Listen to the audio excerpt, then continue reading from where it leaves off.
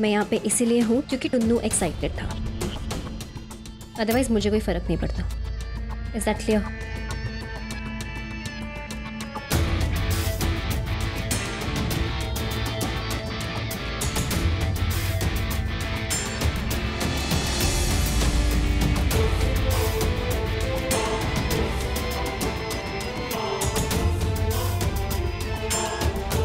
अभी क्या चल रहा था? हाँ? पहले तो बता, वहाँ क्या चल रहा? कहाँ पे क्या चल रहा था? वहाँ पति के साथ जो डांस और वो कुछ भी तो नहीं चल रहा था।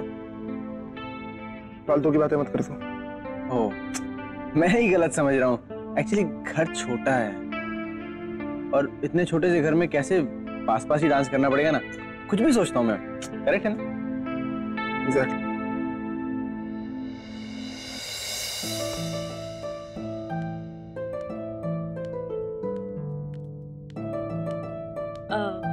मैम, आपके पास चार्जर है? या चार्जर तो मिलेगा, लेकिन पहले एक बात बतानी पड़ेगी। क्या? ये बताओ कि निसार ने तुमसे बात करी या नहीं? अब बात? क्या बात? मैं कुछ समझी नहीं मैम। वो मुझसे क्या बात करेंगे? रति, ये मेरा घर है, ऑफिस नहीं। और मैं या तुम्हारी बॉस नहीं, तुम्हारी दोस्त हूँ। चलो अब सच सच बताओ कि निसार की हिम्मत हुई तुमसे बात करने की या नहीं? मैम, रति, सच सच बताओ अपनी दोस्त को, नहीं तो तुम्हारी बॉस बन के तुम्हारी ऑफिस में एब्सेंट लगा दूंगी। मेरे भाई, बहुत खुश हूँ मैं तेरे लिए। पहले तेरी जिंदगी में कोई लड़की आई तो सही, पर वो मेरी जिंदगी में जो अखड़ू है ना, उससे मैं जितना दूर रहूं उतना ही अच्छा है। अभी तुझे देख के आजकल ऐसा लग नहीं रहा कि तू उस मिस अकड़ू से दूर रहना चाहता है। मैम, निसार खुद कुछ बोलते ही कहाँ है? बोलती तो उनकी आंखें हैं। ओहो, तो सारी बातें आंखों आंखों में हो जाती हैं, हाँ? ट्रस्ट मी यार, जितनी जल्दी हो सके ना उतनी जल्दी मुझे यहाँ से चले जाना चाहिए। लुक एट मी यार, पिछले 3 दिन से मेरा मेहर को तंग करने का मन ही नहीं कर रहा। जहां उसकी जिंदगी में नई नई प्रॉब्लम्स क्रिएट करना मेरा सुकून था, और आज कर ही नहीं पा रहा हूँ यार। यार बता ना, देख मुझे बुखार उखार तो नहीं हो गया? इतना प्यार करने लगी हो उसे, जो उसकी आंखें बोलती हैं वो तुम्हारी आंखें समझने लगी हैं।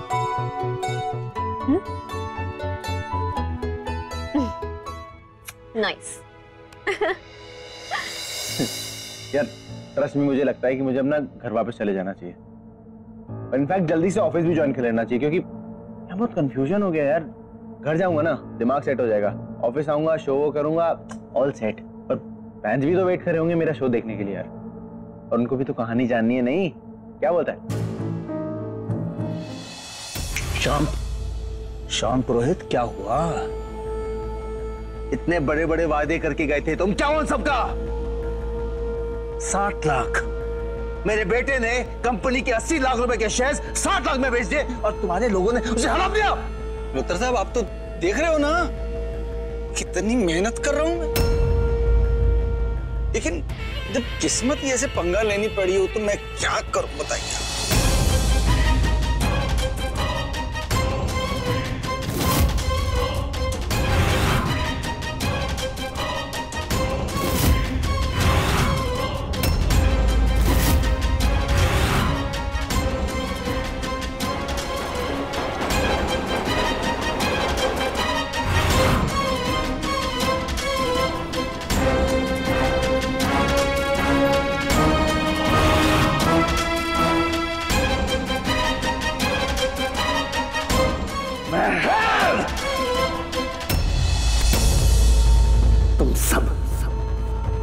तुम सब उस जोक की तरह हो जो एक बार इंसान के जिस्म के साथ चिपक जाएगा तो तब तक नहीं छोड़ता जब तक खून की आखिरी बूंद ना चूस ले।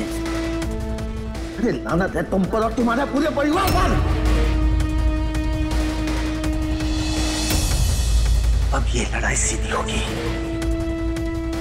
जो कुछ भी करना है वो मैं करूंगा, सिर्फ मैं।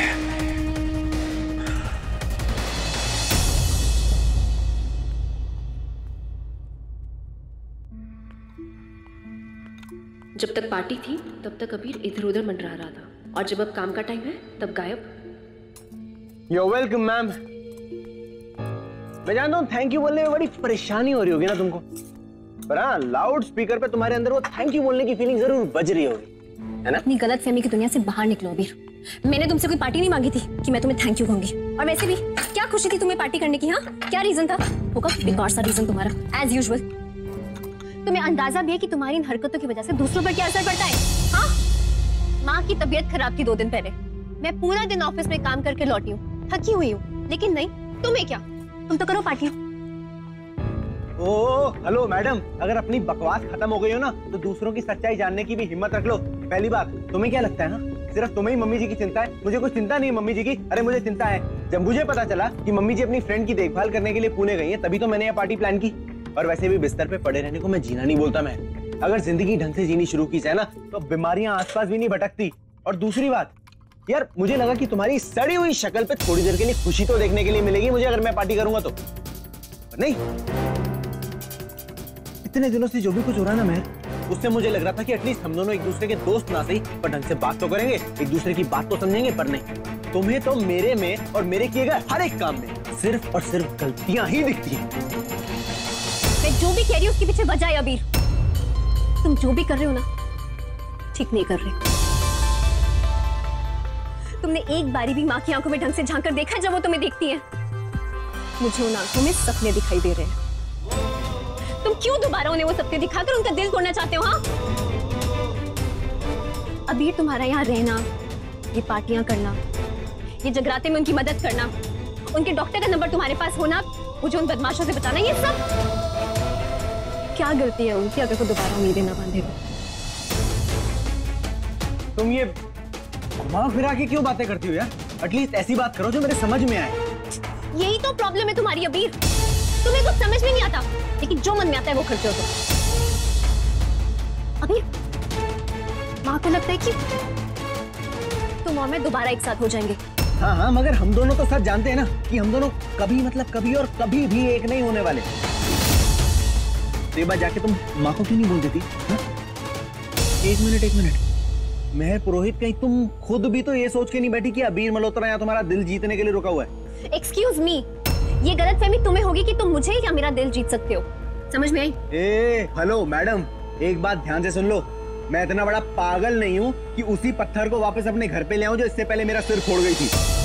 अबीर मल्होत्रा मेहर पुरोहित का दिल जीतने यहाँ पे नहीं रुका है। मैं खुश हूँ यार, अपनी लाइफ में मस्त हूँ फट्टे से, मुझे कोई फर्क नहीं पड़ता। समझ में आ रही है? और क्या कहा था तुमने? मन्नत मांगी है, श्राप नहीं। तो मुझे भी ये मेहर पुरोहित नाम का ना जीता जागता हिलता डुलता श्राप नहीं चाहिए अपनी जिंदगी में।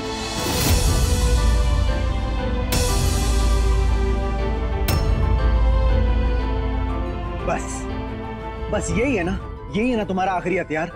आंसू रो तुम तो बस, हाँ? जितना मन करे रो लो, पर मुझे कोई फर्क नहीं पड़ता। मुझे तुम्हारे आंसुओं से और तुमसे कोई फर्क नहीं पड़ता। मैं तुम्हारी शक्ल भी नहीं देखना चाहता मेहर।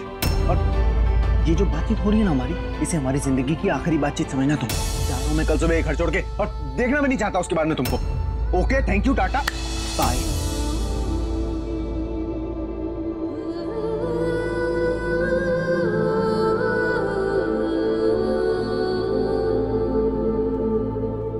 मैं तुम्हारी शक्ल भी नहीं देखना चाहता मैं। ये जो बातचीत हो रही है ना हमारी, इसे हमारी जिंदगी की आखिरी बातचीत समझना तुम।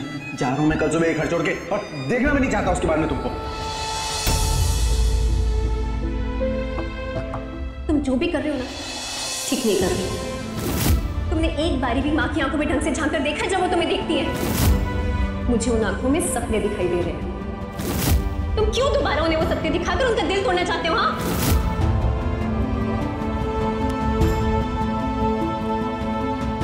अभी तुम्हारा यहाँ रहना, ये पार्टियां करना, ये जगराते में उनकी मदद करना, उनके डॉक्टर का नंबर तुम्हारे पास होना, मुझे उन बदमाशों से बचाना, ये सब क्या गलती है उनकी अगर वो दोबारा उम्मीदें ना बांधे?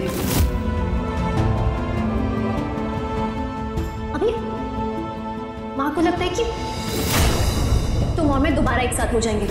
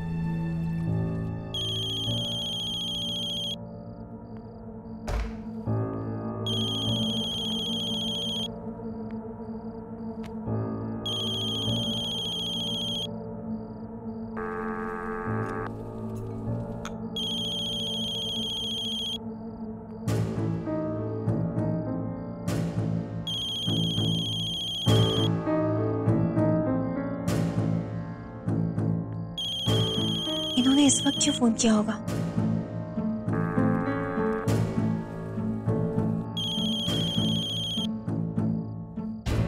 हेलो, इतनी रात भी बहुत बिजी हो शायद।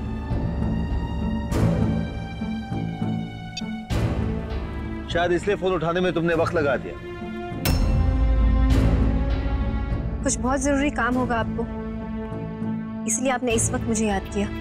हाँ हाँ, बात तो जरूरी है, लेकिन ये बात फोन पर नहीं बता सकता मैं। मिलना है तुमसे।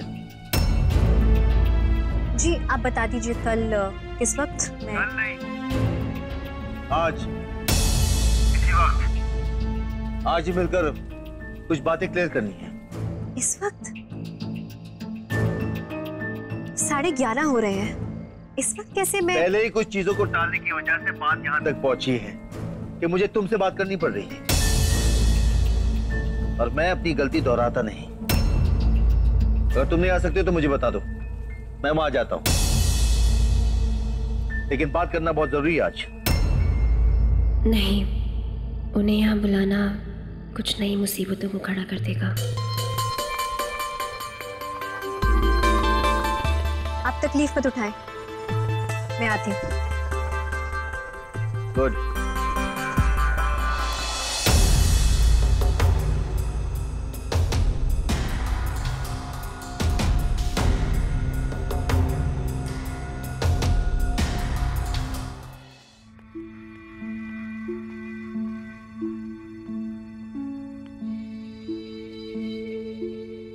अबीर,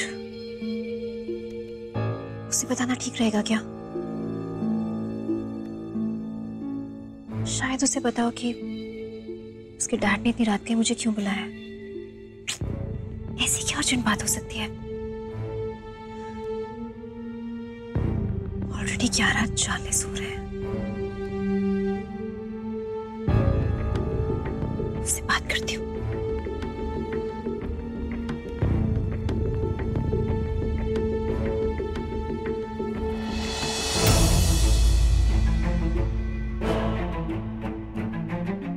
अबीर कहाँ गया?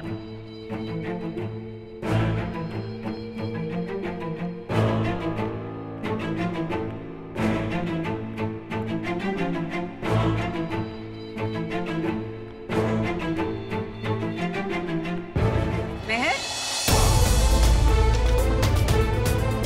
इतनी रात को कहाँ जा रही हो?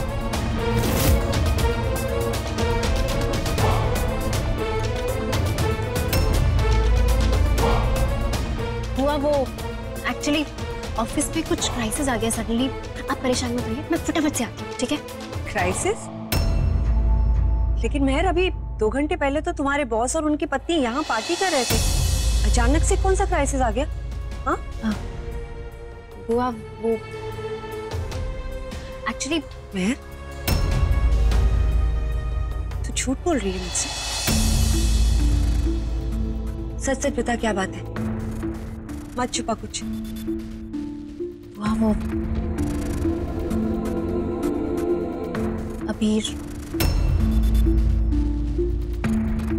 अबीर के डैड ने बुलाया है। क्यों? क्यों? मुझे नहीं पता, कह रहे थे कुछ बातें क्लियर करनी है। तो कल सुबह का सूरज निकलेगा, कल सुबह चली जाना। मैंने भी यही कहा उनसे कि मैं उनसे कल मिलती हूँ, लेकिन वो कहते कि अगर तुम नहीं आई तो मैं आ जाऊंगा, और मुझे उन्हें यहाँ इस वक्त बुलाना ठीक नहीं लगा, तो इसीलिए मैंने सोचा कि मैं जाकर आती हूँ। और आप परेशान मत होइए, मैं जल्दी से वापस आती हूँ। नहीं, मैं भी तेरे साथ चलती हूँ, चल। अरे बुआ, आप क्यों परेशान होंगे? नहीं महर, यहाँ रहूंगी तो ज्यादा परेशान होंगी। वैसे भी उस बदतमीज और घमंडी इंसान से निपटना मेरे लिए आसान है, तेरे लिए नहीं। चल आजा।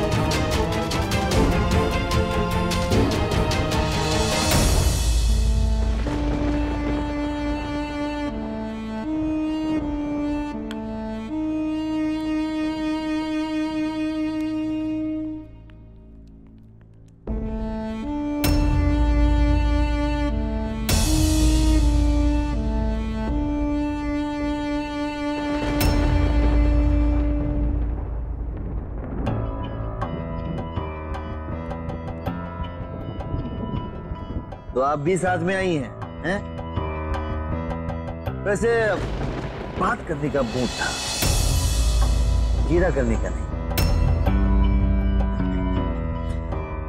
वकील फायदे का कोई भी मौका कभी छोड़ते नहीं वैसे, हैं?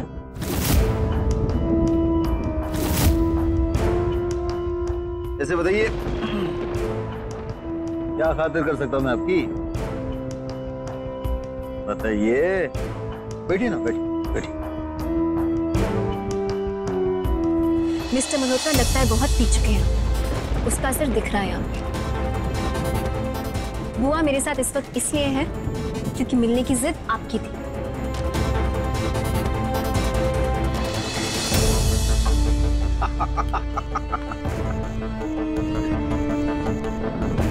जैसे कि जिद तुम्हारी मेरे बेटे की जिंदगी में रेंगते हुए ही सही वापस आने की।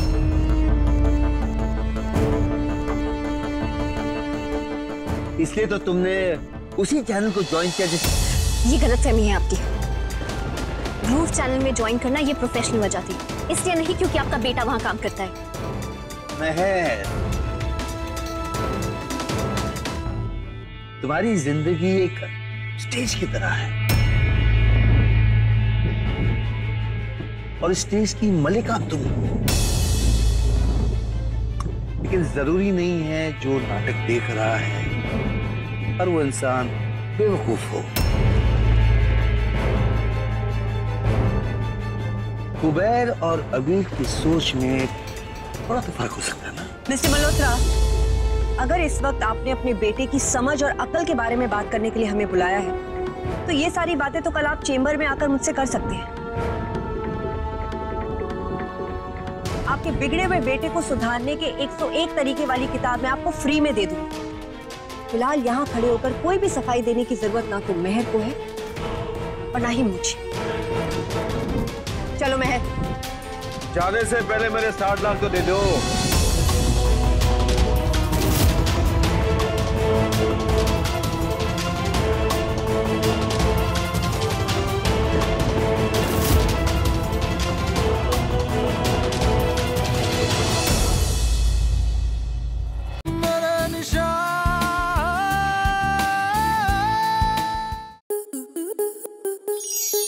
स्टार प्लस के YouTube पेज पर आने के लिए आपका धन्यवाद। अपने फेवरेट शोज देखने के लिए subscribe to Star Plus YouTube page and hit the bell icon.